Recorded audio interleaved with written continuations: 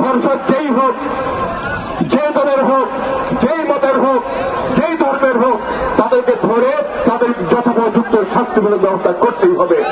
যেই হোক, নিপীড়নকারী যেই হোক, চাঁদাবাজ যেই হোক, তার কোনো পরিচয় নাই, তার পরিচয় সে চাঁদাবাজ, তার পরিচয় সে ধর্ষক, তার পরিচয় সে খুনি, তাদেরকে ধরে আইনের আওতায় নিয়ে আসতে হবে। এখানে কোনো ছাড় দেওয়া চলবে না।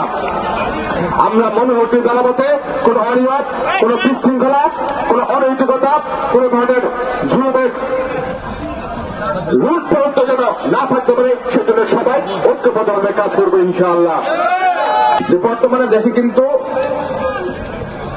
আইনের শাসন এবং জনশৃঙ্খলা একরকম ভেঙে পড়েছে। আমরা খুব কষ্ট এবং বেদনা তো হৃদয়ে লক্ষ্য করেছি, আমাদের মা বোনরা কিন্তু এখন আর রাস্তাঘাটে নিরাপদ নয়। আমাদের ছোট সন্তান তুল্য আসিয়ার উপর কি ধরনের বর্বরিত ধর্ষণ হয়েছে, আমরা চোখের পানি ধরে রাখতে পারি না, আমাদের হৃদয়ে রক্তক্ষরণ হয়েছে। আমরা বলতে চাই, এই ধরনের নরপিশাচ, এই ধরনের বিভৎস জিজ্ঞাসা যাদের মধ্যে রয়েছে, তাদেরকে অনতি বিলম্বে গ্রেপ্তার তো করেছে, তাদেরকে দ্রুত বিচার করে দৃষ্টান্তমূলক শাস্তি দিতে হবে।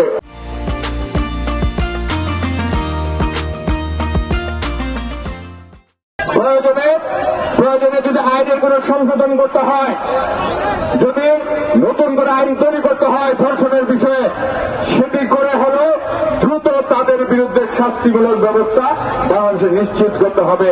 শুধু আসিয়া নয়, এরকম অনেক জায়গায় লক্ষ্য করছে ভদ্রতার লেবাস করে অনেকেই অনেক ধরনের অনৈতিক কাজে জড়িত হয়ে যাচ্ছে। আমরা বলতে চাই, এই ধরনের কোন কাজ যারাই করুক, আপনারা সজাগ থাকবেন, জনগণের পাশে থাকবেন।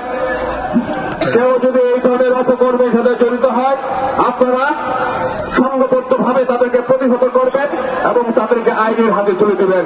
এবং আইন শৃঙ্খলা রক্ষাকারী বাহিনীর প্রতি আমাদের অনুরোধ থাকবে, আপনারা আরো সতর্ক হন, আরো সক্রিয় হন।